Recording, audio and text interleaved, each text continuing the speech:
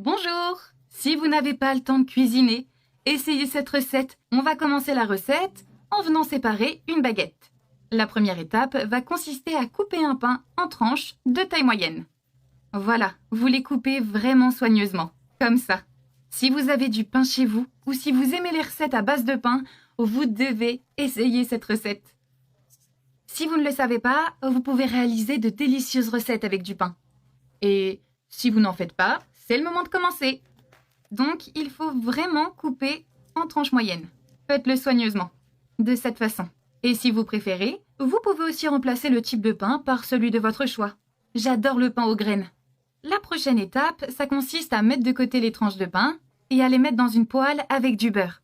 Vous placez les tranches de pain l'une à côté de l'autre. Comme ça. Et vous répétez cette étape jusqu'à ce que votre poêle soit couverte. Cette recette est si simple que je suis sûre que vous voudrez la faire beaucoup plus souvent que vous ne le pensez. Donc maintenant, on met de côté et on va préparer la sauce. Alors, commençons. Dans un bol, vous ajoutez 6 œufs. Ensuite, vous prenez une tomate que vous avez coupée en dés. Vous ajoutez également du persil. Une briquette de crème. Vous continuez en ajoutant une cuillère à soupe de sel. Évidemment, une cuillère à soupe de poivre noir, sauf si vous n'aimez pas ça. Et maintenant, on va mélanger tous les ingrédients ensemble.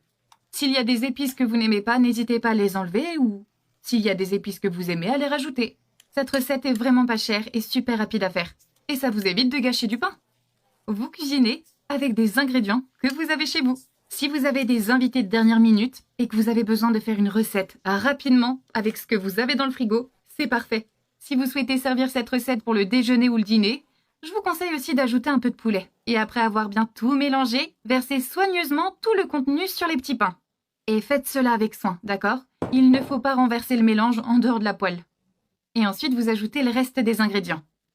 Maintenant, vous mettez sur feu doux et vous laissez cuire. Ne jamais cuire des œufs à feu moyen ou élevé. Les œufs durcissent rapidement à haute température et peuvent brûler votre pain ou omelette aux œufs. Et maintenant, vous couvrez simplement pour accélérer la cuisson. Vous laissez cuire pendant environ 5 minutes. Et voilà! Nos œufs aux tomates sont prêts. Vous retirez de la poêle avec l'aide d'une assiette. Ce sera plus simple. Roulement de tambour. Notre recette simple aux œufs et au pain est prête. J'en ai déjà l'eau à la bouche. On essaie? Le goût de ces œufs est parfait. Faites-les chez vous et votre famille les adorera. Servez une belle part généreuse et profitez-en. Bon appétit! Les amis, j'ai fait cuire le poulet de cette